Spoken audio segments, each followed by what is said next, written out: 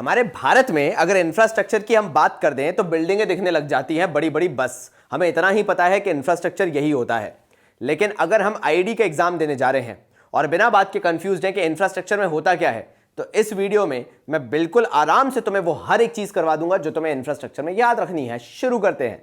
कहते तू होता कौन है कहने वाला, कहते कौन बातें तेरी सुनने वाला, मुझको ना लेना देना इससे जितने नकली बैठे घर पे सबको एक साथ किया डिसमिस।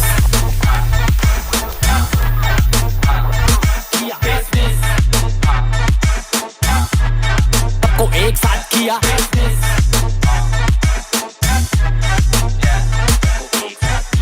तो सबसे पहले जो तुम गड़बड़ कर सकते हो मैं उसकी बात कर लेता हूं। इंफ्रास्ट्रक्चर अपने आप में वो सारी चीजें हैं, वो सारी फैसिलिटीज हैं जो तुम्हें आज बहुत अच्छे से मिल रही हैं। घर पे अगर तुम खाना ऑर्डर कर सकते हो, बेसिकली अब तो जोमेटो बचा है और स्विगी बचा है, और जो तुम्हारे लोकल डिलीवरी सिस्टम हो वो इंफ्रास्ट्रक्चर है। अगर तुम फोन पे किसी से बात कर रहे हो तो वो इंफ्रास्ट्रक्चर है। अगर तुम टेक्स्ट मैसेजेस छोड़ के व्हाट्सएप पे बात कर रहे हो, मे भी टेलीग्राम पे बात कर रहे हो, मे भी कहीं और इंस्टाग्राम पे या स्नैपचैट पे बात कर रहे हो, वो अपने आप में इंफ्रास्ट्रक्चर है। इंफ्रास्ट्रक्चर तीन चीजों से बनता है। पहला एक्टिविटीज, जो भी एक्टिविटीज करी जा रही है अक्रॉस आपको दिखती रहती है, या फिर सर्विसेज जो रेंडर की जा रही है, या फैसिलिटीज जो तुम्हें अवेलेबल है। मॉल में घूम रहे हो यार तुम, मेट्रो में ट्रेवल कर रहे हो यार तुम, फैसिलिटीज। तो ये सब मिला के जो फैसिलिटीज तुम्हें प्रोवाइड कराती है, all the activities that provides you the facility, all the services that provides you the facilities, all the facilities that provide you the facilities, वो सब मिला के बनते हैं इंफ्रास्ट्रक्चर। इंफ्रास्ट्रक्चर एक बेसिक चीज नहीं है जिसे तुम बहुत ही जल्दी से डिफाइन कर दो कि that is infrastructure. Infrastructure is all round development that is happening around you. जो भी तुम्हें दिख रहा है, जो भी विकास दिख रहा है तुम्हें, जो भी डेवलपमेंट दिख रहा है, वो सब इंफ्रास्ट्रक्चर को फॉर्म करता है। तो इसलिए भाई इंफ्रास्ट्रक्चर को दो पार्ट में बांट दिया गया। पहला बोला इकोनॉमिक इंफ्रास्ट्रक्चर, जो कि टिपिकली टेक्निकलिटी से मॉनेटरी बेनिफिट्स की बात करता है। एनर्जी हो गया, लिख लो कॉपी में, एनर्जी, ट्रांसपोर्टेशन, कम्युनिकेशन, ये वो चीजें हैं जो इकोनॉमिक एक्टिविटीज को आगे बढ़ाने में हेल्प करती हैं। बैंकिंग हो गया, जो ट्रांसपोर्टेशन तो मैं बोल ही चुका, इंश्योरेंस हो गया, ये सारी चीजें, मतलब ऐसा कोई भी फैक्टर जो है जो इकोनॉमिक एक्टिविटीज को बढ़ाता है, that will be termed as the economic infrastructure, और that will be a part of economic infrastructure. सीधी बात ये है, अगर कोई भी ऐसी सर्विस रेंडर की जा रही है, या कोई भी ऐसी फैसिलिटी दी जा रही है, या कोई भी ऐसी एक्टिविटी की जा रही है जो कि कहीं ना कहीं आपको बीइंग एन इकोनॉमी या बीइंग अ बिजनेस आगे बढ़ाएगी, डेवलप करेगी, मॉनेटरी बेनिफिट्स देगी, that is a part of economic infrastructure. फिर आ जाते हैं सोशल इंफ्रास्ट्रक्चर। जब आपका quality of human resource increase होने लगता है, जब आपका ह्यूमन रिसोर्स आपको दिखता है कि हाँ भैया एक अच्छा ट्रेंड दिख रहा है, हमारे इंडिया का ह्यूमन रिसोर्स एक सही डायरेक्शन में बढ़ रहा है, हमारे देश का युवा भटक नहीं रहा है, जब ऐसी चीज आपको दिखने लगती है, क्योंकि मैं भी एक्सपीरियंस करता हूं, जब मेरे पास भी, मेरे चैनल पे भी मेरे देश का युवा आता है तो कुछ अत्यंत अच्छे होते हैं गाली देने में और ये करने में, वो करने में, और अपनी फेलियर को दूसरों पे थोपने के लिए। और ये मेरे चैनल पे नहीं होता, ये बाकी चैनल्स पे भी होता है। जब आप अपनी फेलियर किसी और पे थोपने लगते होते हैं, ये भी युवा है, और एक वो युवा भी देख रहा हूं जो अपनी गलती मानता है, एक्सेप्ट करता है, बताता है कि हां भैया गलती हम में भी थी। वो विजनरी युवा है, वो जानता है कि उसको अपने फेलियर से सीखना है। ये होता है सोशल इंफ्रास्ट्रक्चर। जब आप कंट्रीब्यूट करते हो एजुकेशन में, हेल्थ में, हाउसिंग में, दैट इज सोशल इंफ्रास्ट्रक्चर जो ह्यूमन रिसोर्स को बनाता है। It is not just about the education you are gaining, it is also about the manners, the culture you are having, और ये चीजें बनाती है सोशल इंफ्रास्ट्रक्चर को। नेक्स्ट हमारा टॉपिक आ जाता है बेसिकली इंपॉर्टेंस ऑफ इंफ्रास्ट्रक्चर क्या है, आखिर हम इंफ्रास्ट्रक्चर को क्यों इतना इंपॉर्टेंट मान के चलते हैं। पहला वाला पॉइंट बहुत सोबर सा है, facilitates functioning of the economy. कोई भी इकोनॉमी, कैसी भी इकोनॉमी हो, जब तक इंफ्रास्ट्रक्चर अच्छा नहीं है वो अच्छे से वर्कआउट नहीं कर सकती है। कम्युनिकेशन ही कितना इंपॉर्टेंट है। अगर एक इकोनॉमी के अंदर you have to pass certain information and you are having that communication channel, बहुत आसानी से चीजों को पास ऑन किया जा सकता है, नोटिफिकेशंस दिए जा सकते हैं। ये क्यों?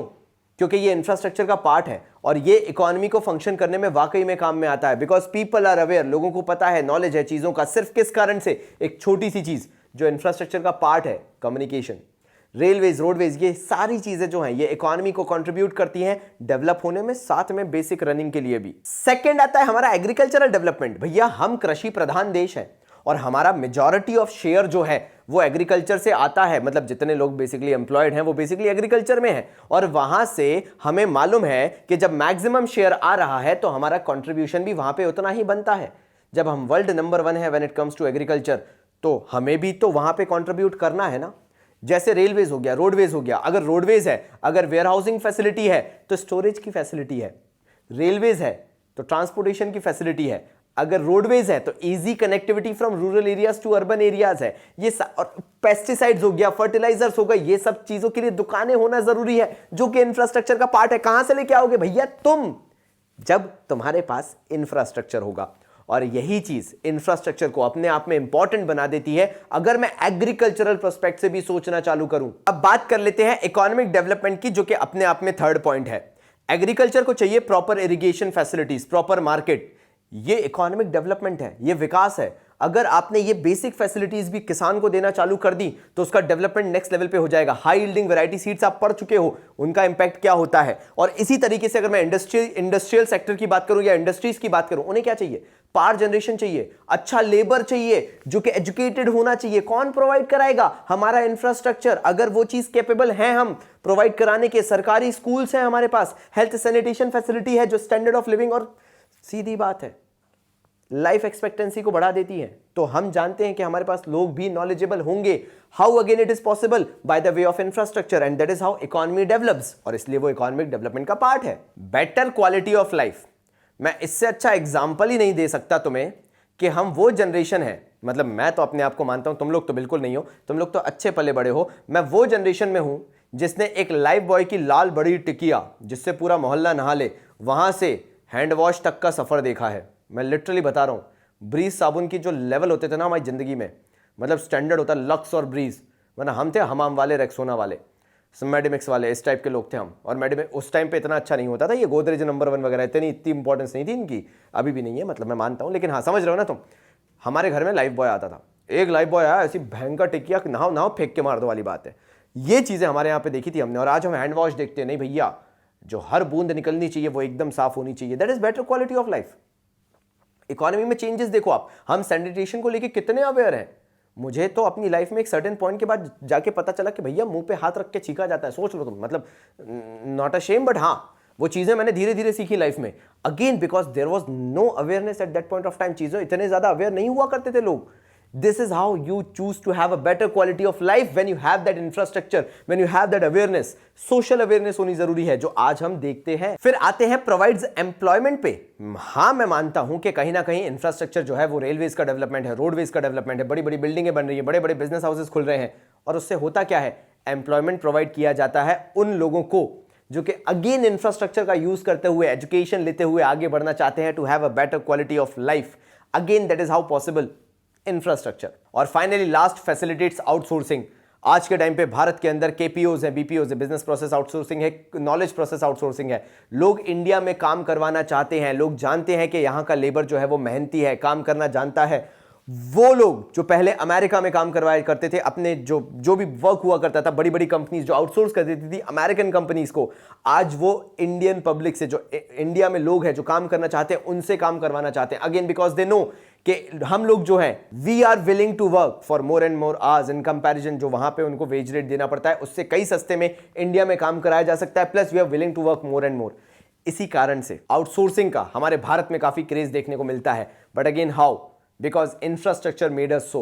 उन्होंने हमें, इंफ्रास्ट्रक्चर ने हमें इस लेवल पे लाके रख दिया कि हम हाँ इन चीजों के लिए भी आज कैपेबल हो पाए हैं। State of infrastructure in India, एक जमाना हुआ करता था जब हम बेसिकली मान के ये चला करते थे, ध्यान से सुन लेना, कि जो भी डेवलपमेंट करवाएगी वो सरकार करवाएगी। लेकिन over the period of time हमें समझ में आया कि इंफ्रास्ट्रक्चर वो छोटे बच्चों का खेल नहीं है जो सिर्फ भारत सरकार मिलकर संभाल ले। कहीं ना कहीं उन्हें किसी के साथ पार्टनरशिप तो करनी ही पड़ेगी। तो जब कहीं ना कहीं इनएडुकेसी दिखी, यानी जब हमें इनसफिशिएंसी दिखी कि नहीं यार भारत सरकार वो पूरा काम नहीं कर सकती है, तब हाथ बढ़ाया भारत सरकार ने प्राइवेट सेक्टर की तरफ, और प्राइवेट सेक्टर के साथ जॉइंट पार्टनरशिप कर ली या जॉइंट वेंचर खोल लिया एक तरीके से, और मिलके भारत के विकास के लिए काम करना चालू कर दिया। और तभी एक बात और निकल के आई कि इतना विकास होने के बाद भी अगर हम रूरल एरिया की तरफ रुख कर देते हैं तो आज भी हमें कुकिंग के ओल्ड मेथड देखने को मिलते हैं। वो जो यार कंडे की दाल होती है ना, उसका मज़ा ही अलग होता है, या कंडे पे बनी हुई रोटियों का मज़ा ही अलग होता है। हाँ मैं मानता हूँ कि ओल्ड कुकिंग मेथड है, सब कुछ है, लेकिन गैस पे बनी हुई भाई, मतलब जो बेसिकली आजकल मॉडर्न किचन होते हैं उसमें बने हुए खाने का वो मज़ा नहीं है जो कंडे पे बने हुए खाने का मज़ा है। भैया हम तो यूपी वाले हैं, हम तो ऐसी बात ही करेंगे। लेकिन जो मैं बात बताना चाह रहा हूँ वो यही है कि अभी भी अधिकतर देखा जाए तो यार एक परसेंटेज कहता है कि 90% of the women in rural areas, 90% women rural areas में आज भी ओल्ड मेथड्स को ऑप्ट करती है कुकिंग के लिए instead of modern methods. Alarming concern नहीं है कुछ भी, लेकिन इंफ्रास्ट्रक्चर का एक सेटबैक बता रहे हैं कि अभी तक इंडिया ऑप्ट नहीं कर पाया है उन चीजों को। जिनको एग्जैक्ट वर्ड चाहिए वो भी बता सकते हैं कि अभी भी बायोफ्यूल्स यूज किए जाते हैं, और जिन्हें पता नहीं है कि कंडे क्या होते हैं, भैया काउडंग वगैरह जो है वो वही कंडे होते हैं, तो वो अभी भी यूज किए जाते हैं रूरल एरियाज में about at most 90% of the women के द्वारा जब हम बात करते हैं कुकिंग की। तो आपने तो मूवीज में देखा ही होगा, मैं एक बार और बता देता हूं कि अभी भी देखा जाए तो रूरल एरियाज में लोगों को बहुत दूर दराज जाना पड़ता है। बेसिक पानी की समस्या है, फ्यूल की समस्या है और अदर बेसिक नीड्स के लिए भी। और फिर अगर मैं एक सर्वे की बात करूं तो जो सेंसस हुआ था सन 2001 में, जो सेंसस कंडक्ट हुआ था, उसका कहना यह था कि रूरल एरियाज या रूरल हाउसहोल्ड्स के अंदर सिर्फ 56% ऐसे हाउसहोल्ड्स हैं जहां पे इलेक्ट्रिसिटी कनेक्शन आपको देखने को मिलेगा। इतनी बुरी हालत आज भी है देश की। ऑल्दो 2001 का डेटा बहुत पुराना है, लेकिन इसमें कुछ ज्यादा खास चेंज नहीं आया है और आपकी समझ के हिसाब से आपको तो 2001 का डेटा ही याद करना है। फिर बात यहीं पे खत्म थोड़ी ना होती है। एक चीज कहलाती है टैप वाटर फैसिलिटी। हमारे घर पे एक नल होना चाहिए और सरकार से कनेक्शन लिया होना चाहिए कि भैया नल में पानी आ रहा है। ये एक बेसिक सी नीड है, कोई बहुत बड़ी चीज नहीं है। लेकिन रूरल एरियाज में ये अवेलेबिलिटी भी टैप वाटर की सिर्फ 24% हाउसहोल्ड्स में देखी गई। इससे ज्यादा कहीं और थी ही नहीं टैप वाटर फैसिलिटी, जो कि फिगर बहुत लो है और बहुत अलार्मिंग भी है। मतलब बाकी लोगों को ओपन सोर्सेज से पानी भर के लाना पड़ता था, जो कि मैंने इससे पहले ही बताया कि दूर दराज के इलाकों तक जाना पड़ता था सिर्फ पानी भरने के लिए, फ्यूल के लिए या बेसिक नीड्स के लिए। फिर भी बात यहां खत्म नहीं होती है। मेरे को आगे भी एक चीज बतानी है तुम्हें, और वो है हेल्थ एंड सैनिटेशन। जो बोलते हैं शौचालय, घर में शौचालय बनाएं, ये बेसिक सैनिटेशन फैसिलिटीज, और बोला जाए एक्सेस टू इंप्रूव्ड सैनिटेशन जो फैसिलिटीज थी रूरल एरियाज में, ये सिर्फ 20% लोगों के लिए ही अवेलेबल थी। तो एक बार फिर से इलेक्ट्रिसिटी रूरल एरिया में सिर्फ 56% लोगों के लिए। जब बात की गई टैप वाटर फैसिलिटी, नल के थ्रू पानी की, तो सिर्फ 24% रूरल एरियाज में। और जब बात की गई प्रॉपर सैनिटेशन की, तो सिर्फ 20% लोगों के पास वो प्रॉपर सैनिटेशन फैसिलिटीज अवेलेबल थी। ये तो अलार्मिंग सिचुएशन थी हमारे रूरल एरियाज की जब हम बात कर रहे थे कि state of infrastructure in India की। और फाइनली तुम ये मुझसे पूछना चाह रहे होगे कि बाबा जी इसका एंड कंक्लूजन हम क्या दें अगर हमारे पास ये क्वेश्चन आ जाता है। इतनी सारी चीजें आपने जो बताई, चलिए ठीक है, एक बार हमने दिमाग में बिठा ली, क्या किया जाए। इंडिया को हमेशा कंपेयर किया जाता है चाइना से, क्योंकि वही हमारा मेजर कंपटीशन है when it comes to developing economies. तो हमारा जो जीडीपी में इंफ्रास्ट्रक्चर को लेके एक पोर्शन है which we are using towards the infrastructure, जो भी हम जीडीपी से अर्न करते हैं, उसमें से अभी भारत जो है सिर्फ 34% है out of the GDP, only 34% is being used for infrastructure, जो कि बहुत कम है when we compare it to China. अब उतना तो मैं याद नहीं रखना, तो मैं एक और फिगर थ्रू आउट करके अपने आप को कूल नहीं बनाना चाहूंगा। सिर्फ ये याद रखो कि इंडिया जो है, they are having a portion of 34% from the overall GDP for contributing towards infrastructure, जो कि चाइना से बहुत ही कम है। चलो भाइयों, आ जाते हैं मेरे फेवरेट टॉपिक पे, जो कि है एनर्जी। अब एनर्जी की मैं अगर कभी भी बात करूं तो ये एक पॉजिटिव कोरिलेशन शो करता है, जो तुम याद करके जा सकते हो, और 100% मार्क्स। यानी अगर मैं इकोनॉमिक ग्रोथ को लेके चलूं तो economic growth is having a direct और पॉजिटिव कोरिलेशन। पॉजिटिव मतलब दोनों साथ साथ बढ़ेंगे, है ना। तो economic growth is having a direct correlation with the demand for energy। मतलब अगर आपकी इकोनॉमी ग्रो हो रही है तो एनर्जी की डिमांड भी बढ़ती चली जाएगी। इंडिया के अंदर अगर देखा जाए तो लार्ज पोर्शन ऑफ एनर्जी जो यूज होता है एग्रीकल्चर और उससे रिलेटेड एक्टिविटीज में, जैसे बोला जाए प्रोडक्शन या ट्रांसपोर्टेशन ऑफ फर्टिलाइजर्स, पेस्टिसाइड्स, इन सब चीजों में। अगेन आपसे अगर पूछा जाए बेसिक एनर्जी के बारे में, तो अगर आप इंट्रोडक्शन में जो मैंने बताया ना, positive correlation and large scale used in agriculture, वो भी लिख दोगे इंट्रो में, तो आपके अगेन मैं वही बोलूंगा कि 100% मार्क्स हैं। Commerce Baba is all about revision, ये कर लिया, इससे ज्यादा कुछ करके नहीं जाना। Video is complete in itself. Second आ जाते हैं कि अगर मैं एनर्जी को और एक्सप्लेन करना चाहूं तो किस किस तरीके से एक्सप्लेन कर सकता हूं, तो पहले आ जाता है commercial sources of energy. Now यहां पे कमर्शियल सोर्सेज जब भी मैं बात करूंगा तो सीधी सीधी बात है, any commercial source will always command a price. Sorry, any commercial source will always command a price. यानी कमर्शियल एनर्जी नाम ही उसका है जिसके लिए you have the command a price and you have to pay a price. वो price मांगेंगे और तुम्हें देना पड़ेगा। कोल, पेट्रोलियम, इलेक्ट्रिसिटी, ये सारी चीजें क्या हैं? ये वही हैं जिनके लिए you always have to pay a price. ऐसी नॉन कमर्शियल एनर्जी भी है, जैसे काउडंग, जैसे मैं बता ही रहा था, कंडे वगैरह जो होते हैं घर पे ही बनाए जा सकते हैं, फ्री ऑफ कॉस्ट बनेंगे। अब समझ रहे हो क्यों।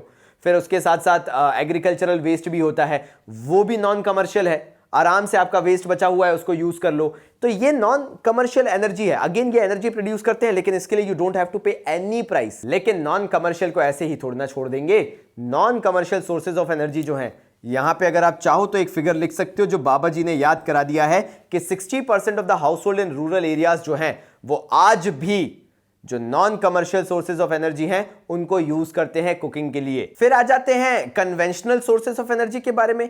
ये वो सोर्स, कन्वेंशनल मतलब टिपिकल सोर्सेज ऑफ एनर्जी। अब ये वो सोर्सेज हैं जो काफी लंबे वक्त से चले आ रहे हैं, जैसे कोल एंड ऑयल। माफिया बने पड़े हैं भैया, ऐसा नहीं है कि अभी क्या है, ये सालों से चली आ रही है इस पे बहस और लड़ाइयां भी। तो ये कन्वेंशनल सोर्सेज ऑफ एनर्जी है जो सालों से चले आ रहे हैं और इनको स्टोर भी करके रखा जा सकता है। Coal and oil obviously they can be stored. और सच्चाई तो यही है कि आज की दुनिया में मेनली देखा जाए तो बड़ी बड़ी इंडस्ट्रीज में भी कन्वेंशनल सोर्सेज ऑफ एनर्जी को ही यूज किया जाता है, इंडस्ट्रियल प्रोडक्शन में और मैन्युफैक्चरिंग में। और यह भी ध्यान रख लेना, ऐसा नहीं है कि कमर्शियल ही, जो कमर्शियल एनर्जी है उसी को ही तुम कन्वेंशनल बोलोगे। कमर्शियल और नॉन कमर्शियल दोनों ही कन्वेंशनल सोर्स ऑफ एनर्जी के अंदर काउंट हो सकते हैं। फिर आ जाते हैं हमारे non conventional sources of energy के बारे में भैया। ये वो हैं जिनको अधिकतर अभी तक तो देखा नहीं गया, लेकिन रीसेंट टाइम पीरियड में इनका यूसेज काफी बढ़ चुका है। Solar energy, wind energy, geothermal energy, tidal power, biogas वगैरह, ये सारी चीजें जो हैं ये नॉन कन्वेंशनल हैं। ये बड़े बड़े इंडस्ट्रीज में यूज कभी नहीं की जाती हैं, बहुत छोटे छोटे तौर पे यूज की जाती हैं। और ये ट्राई करने वाले अभी सिचुएशन में है, या ट्राइड एंड टेस्टेड वाले एक्सपेरिमेंटेशन फॉर्म में है, जिनको देखा जा रहा है कि अगर ये वर्क करी तो बहुत अच्छी, नहीं तो दूसरे तरीके तो हैं जो हमारे कन्वेंशनल सोर्सेज हैं। अच्छी बात ये है इसके साथ कि ये रिन्यूएबल सोर्स ऑफ एनर्जी है, नॉन रिन्यूएबल बिल्कुल नहीं है, ऐसी बिल्कुल बात नहीं। जैसे कोल हो जाता है, ऑयल हो जाता है, नॉन रिन्यूएबल है बेसिकली। ये रिन्यूएबल सोर्सेज ऑफ एनर्जी है। और क्योंकि being a tropical nation, Bharat जैसी कंट्री के पास अनलिमिटेड पोटेंशियल है ऐसी एनर्जी को प्रोड्यूस करना। अब हम बात कर लेते हैं मेरे भाइयों consumption pattern of energy in India, कि भारत में एनर्जी को कैसे यूज किया जाता है या एनर्जी के यूसेज में किसका कितना कंट्रीब्यूशन है। तो पहले कमर्शियल एनर्जी का, जो कि बहुत इंपॉर्टेंट है। ये ओवरऑल 100% में से 74% ले लेता है, कंट्रीब्यूट कर लेता है। अब इस 74% के अंदर जो 74% है, अगर मैं इसको 100% मान के चलूं कि भैया कमर्शियल एनर्जी जो है उसमें क्या ब्रीफिंग दी जाएगी, तो उसमें से सबसे पहले कोल जो है वो मेजर कंट्रीब्यूटर है 54%। मतलब हम मेनली हेविली डिपेंडेंट आज भी हैं कोल में, जबकि चाइना उल्टा चल रहा है और हाइड्रो में सबसे ज्यादा एक्टिव है।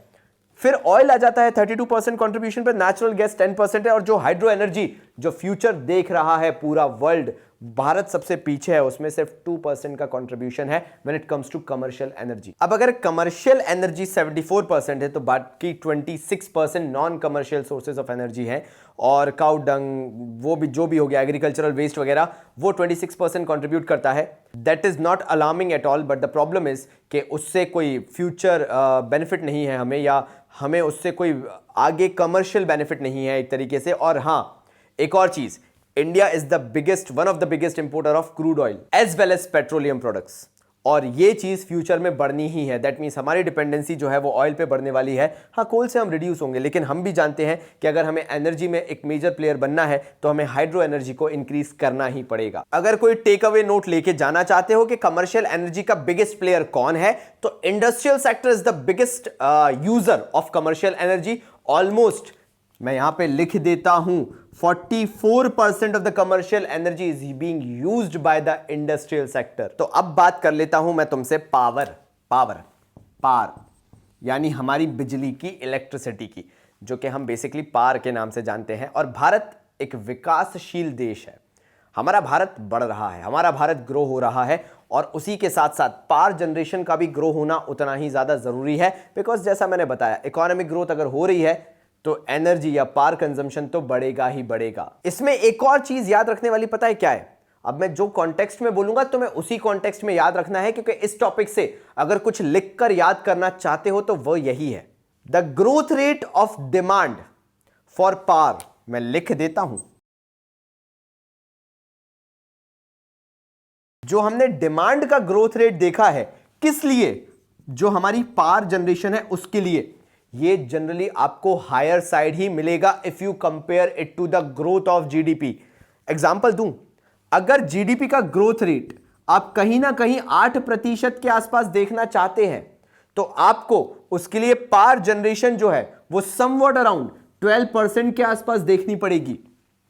यानी अगर आप 12% डिमांड फुलफिल करेंगे तो ही आपको जीडीपी का ग्रोथ रेट 8% तक मिलेगा। और अगर आप फेल हो गए पावर सप्लाई को बढ़ाने में 12% तक, तो you won't be achieve GDP at this rate. Possible ही नहीं है। तो अगर कोई आपसे पूछ ले कि sources of power generation Bharat के अंदर क्या है, तो भैया बहुत है।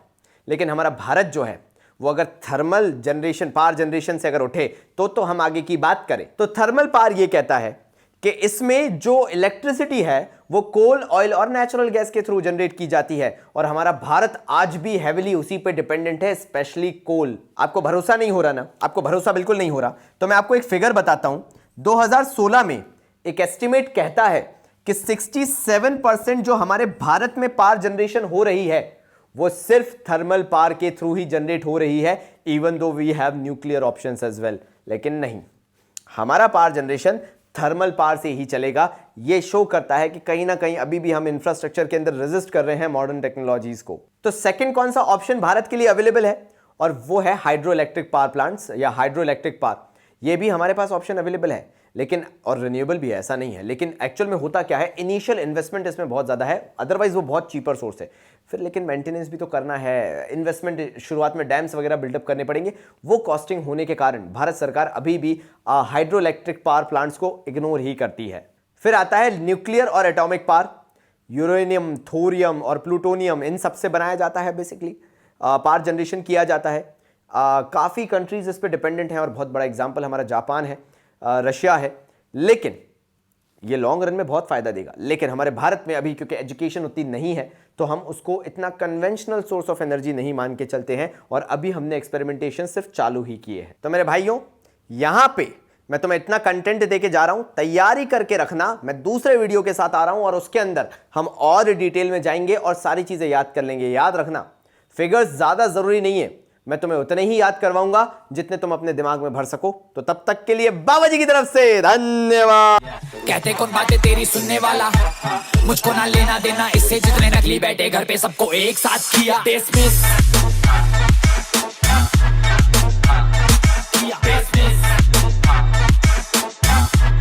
सबको एक साथ किया।